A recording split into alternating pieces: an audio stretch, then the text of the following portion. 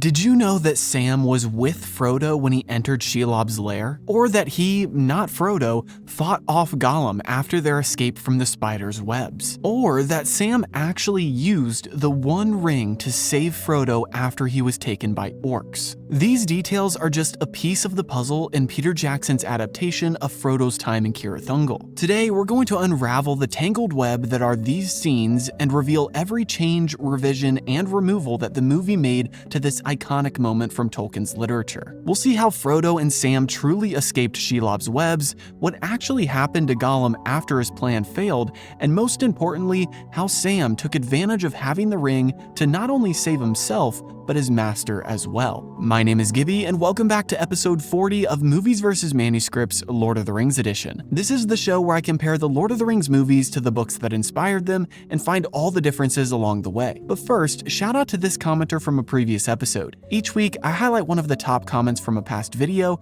so be sure to share your thoughts down below when you're done watching. Per usual, I'll cover all the changes across the four major categories of characters, timeline, location, and plot. But before we get into the analysis, let's refresh our memory on what happened during Peter Jackson's version of these events. Picking up from where we last left our main hobbit, we see Frodo and Gollum reaching the top of the stairs and coming to the entrance of Shelob's lair. Frodo reluctantly heads inside and quickly loses track of Gollum. He hears creepy noises and Gollum's voice taunting him, and he realizes that he should have never left Sam behind. And on that note, the movie cuts to Sam, who is heading down the stairs, falls, and luckily lands on a plateau instead of falling another few hundred feet to his death. But after falling, he spots some of their lembas bread, which Gollum had dropped the night before, and he gets very upset. We then switch back to Frodo, who eventually falls over, realizing what a sticky situation he's in, and decides to pull out the Phial of Galadriel. After lighting up his handy-dandy phial, he turns around to see Shelob, the giant spider spawn of Ungoliant. We then witness a chase scene, which looks like it will end with Frodo's defeat,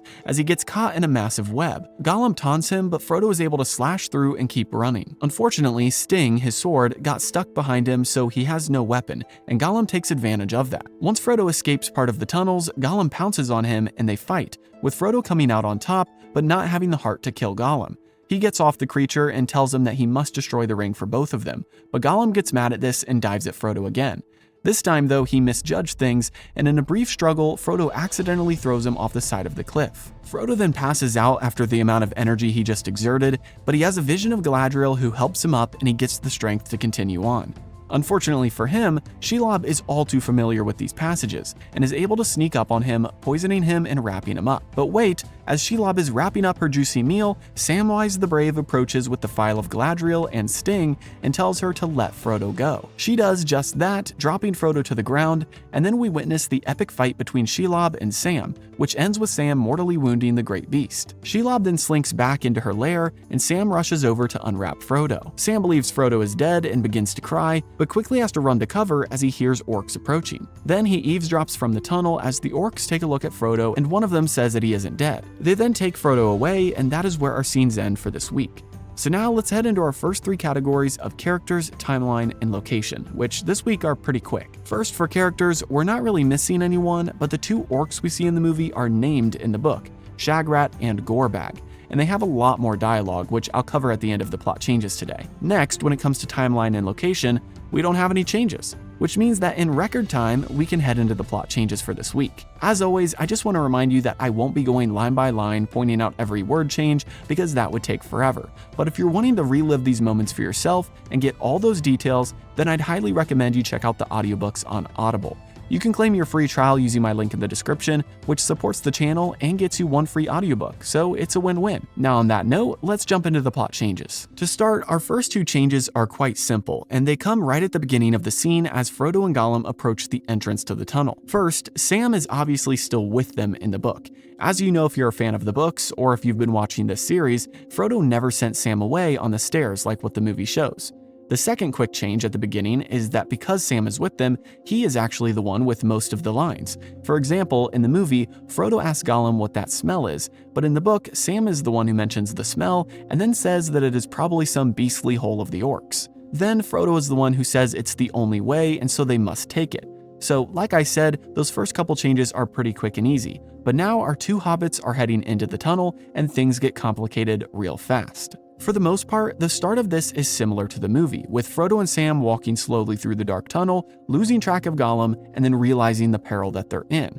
Eventually, they get to an opening and then a fork in their path, and they realize that they're in the heart of whatever evil lair they're inside. Frodo tells Sam that they need to go back and find a different path because obviously this one isn't working. But suddenly, they hear a gurgling and hissing sound behind them and turn around to face it. And this is where we have our next key change, as Sam once again saves the day, because in the book, Sam is the one who remembers the Phial of Galadriel. As they stood there in the dark, obviously facing some evil menace they couldn't see, Sam was reminded of the Lady Galadriel, and he shouted out to Frodo to grab the star glass he was given in Lothlorien. Frodo, coming out of a trance, slowly reached for the glass, and after taking it out, he was overcome and spoke words as if someone else was speaking through him. And in that moment, the phial lit up and the monster was revealed. Shelob, in all her dark glory, could now be seen by the two hobbits, and after staring into her eyes for a while, they both turned around and ran. Which brings us to our next change, as the movie shows Frodo mostly running and then escaping just barely to fall into the hands of Gollum himself. But in the book, Frodo actually turns around and faces Shelob. After a short sprint, Frodo realized that they would never escape that way, so he turned around and pulled out Sting, slowly walking toward the eyes of Shelob to confront her. And something about this brave stand made the spider falter. Maybe it was the phial or the sword or the fact that no one had ever had the courage to not flee before her, but regardless, this brave act on the part of Frodo caused Shelob to back off, which bought the hobbits just enough time. And guess what? This isn't the end of Frodo's usefulness. I know a lot of times we tend to focus on Sam, and today is no different, as even in the book Sam is very brave, but something the movie did was make Frodo a little helpless at times. And not only did they remove the moment I just mentioned of Frodo forcing Shelob back into her den, but they also rewrote Frodo's encounter with her webs. You see, in the movie, Frodo gets stuck in the webs and Gollum taunts him, but in the book, this never happens. What really happens is that they run away after Frodo's brave moment, and they eventually come to what is the way out, but they find it blocked by webs. Sam laughs, as it only seems to be cobwebs, but when he hacks at it with his sword, he makes no progress. Frodo then steps forth and declares that Sting is an elven blade, and the elves have dealt with webs of horror before, and at that he cuts away at the webs to make a path forward for them, and they both get through without getting caught.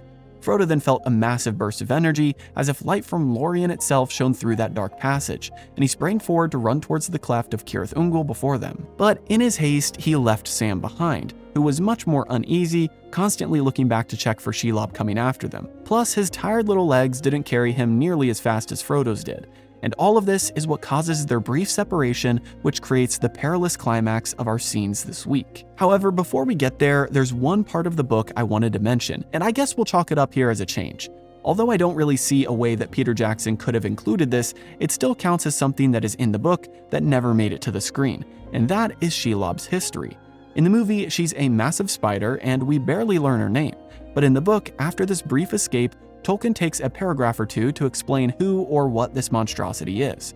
We learn that Shelob is the last child of Ungoliant, and she did not care for power or rings, but rather was gluttonous and only wanted to eat her fill and feast until her final days. She served none but herself, as Tolkien says, and Sauron was pleased to have her guarding the passage of Cirith Ungol. He knew that he did not control her, but he had no desire to control her, as they essentially had a mutually beneficial relationship.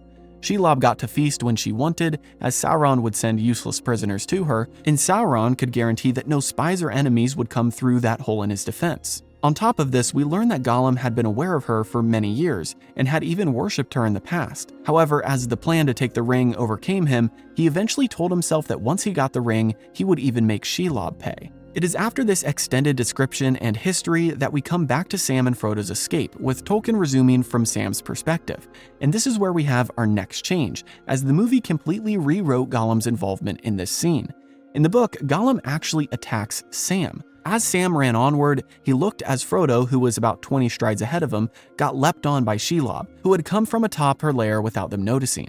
Sam tried to cry out to Frodo to warn him, but right at that moment, Gollum came up behind Sam and covered his mouth. In typical Gollum fashion, he wrapped himself around Sam and tried to choke him from behind, but Sam, thinking quickly as he was desperate to save Frodo, jumped up and body slammed Gollum to the ground. This brief moment caused Gollum to loosen his grip, and Sam grabbed his staff, as he had dropped his sword earlier, and using the staff he smacked Gollum as hard as he could. At this, Gollum let go completely, and Sam then cracked down on him again so hard that his staff broke. This bought Sam just enough time to grab his sword off the ground, and this sight caused Gollum to run off as he had lost his only chance to finish Sam off right then and there. Which means that we have another change here, by the way, as Gollum never falls down a cliffside in the book. He just runs away, and the reader knows that he's out there still alive.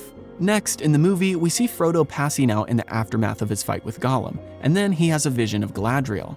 I can't technically say that this would have never happened, and I think it is accurate to Tolkien's storytelling style, but technically we don't see this happen to Frodo. In fact, we don't even see Frodo get poked and poisoned because this whole section in the book is from Sam's perspective. But I think they pulled inspiration from earlier in the chapter to have this vision from Galadriel, because Sam sort of has a vision in the tunnels, which is how he remembers the file. So we'll mark it down as a change, but it isn't an egregious one. And now we've come to the final few changes for this week's episode, as Sam fights off Shelob, mourns over the loss of Frodo, and then uses the ring. The start of this sequence is actually fairly accurate, with the fight between Shelob and Sam in the movie being almost identical to the book. Ultimately, we read that in the book, Shelob is her own downfall, as no sword could pierce her hide, but her own strength in trying to crush Sam beneath her forced the blade into her belly and wounded her greatly. We see all of that in the film, and it's a great moment. But the first change we have here is the fact that Sam crying over Frodo is much more extensive in the book. In fact, we read that after finding Frodo, Sam went through almost all the stages of grief. At first, he thought he was asleep, then he walked around Frodo's body, cursing and hitting the stones in anger. Then he remembered the vision he saw in the Mirror of Galadriel, which showed him the sleeping face of Frodo, and he realized it was foretelling for this moment, and finally he came to the conclusion that his master was dead. And at that, he sat down and blacked out. Tolkien writes that an unknown amount of time passed before Sam came back to his senses, and once he did, he was confronted with a massive issue. What should he do? The task was given to Frodo, not him. He, for a moment, decides to go on, taking the file and sting with him, but he can't bring himself to take the first step. Then he briefly considers jumping off the nearby cliffside, but he decides that escape that way wouldn't solve anything. And eventually, after much internal debate, he decided to continue the journey, and should he survive, he would come back to retrieve Mr. Frodo's body. After this decision, he took the ring, the file, and sting, and began to walk down the path. But after a while of walking, we come to our next change, and perhaps the most significant of all, as Sam realized he was walking right into a group of orcs. Of course, this next change I'm talking about is Sam wearing the ring. You see, it wasn't that Sam wanted to put on the ring, but out of necessity he had to. Orcs were coming from the tower before him, and he heard voices behind him as well coming out of the tunnel. So in order to avoid being pinched between them, he slipped on the ring. He then wore the ring for a considerable amount of time as he watched the two orc packs meet up and then find Frodo. Something key to note as well is that Sam counts that there are about 40 orcs from the tower alone, and more from the party coming through the tunnels. Of course, this is way more than what we see in the movie. But Sam being Sam determines to surprise attack them and fight for Frodo until he himself would be hewn down. Thankfully for our story though, he doesn't get a chance to do this, as right when he catches up to the group who is near Frodo, they had already picked up Frodo and were hurrying to the undergate of the tower. So Sam had no choice but to run after them as fast as his short little legs would carry him. And this brings us to our final change, with Sam still wearing the ring and eavesdropping on the orcs' conversation. Of course, in the movie, he listens to them from the rocks as they say that Frodo isn't dead, and in the book, he learns that Frodo isn't dead as well. So that's not our change. Our change is that in the book, he hears a lot more than that. Our two main orcs here, Shagrat and Gorbag, might be two of the most dynamic minions we meet in Tolkien's tale. Sam listens to them discuss how the old days without bosses were better, how they might start a side business of their own, pillaging and looting for themselves, and more. But more than that, once they get to what's called the Underway, Shagrat and Gorbag hang back while the other orcs continue to the tower, and Shagrat fills Gorbag in on some more details.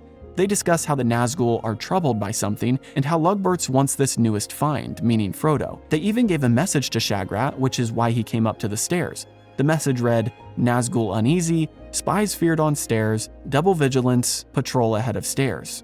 They also talk about how Shelob was obviously injured by an elvish blade, which makes them think that a great elvish warrior is on the loose, as they don't think that tiny little Frodo could have done that damage, so he must have had a partner. and that detail of them thinking there's an elvish warrior on the loose will come in handy for Sam later on. The whole conversation lasts for multiple pages in the chapter, and is one of, if not the, longest conversation that we get from orcs in all of Tolkien's writings. By the end of it, Sam realizes that Frodo is still alive, that they will keep him alive, per Sauron's orders, and that they're taking him to the top of the tower so that the other orcs won't mess with him. Then Sam gets stuck outside the gate as they lock it up right before he can get in.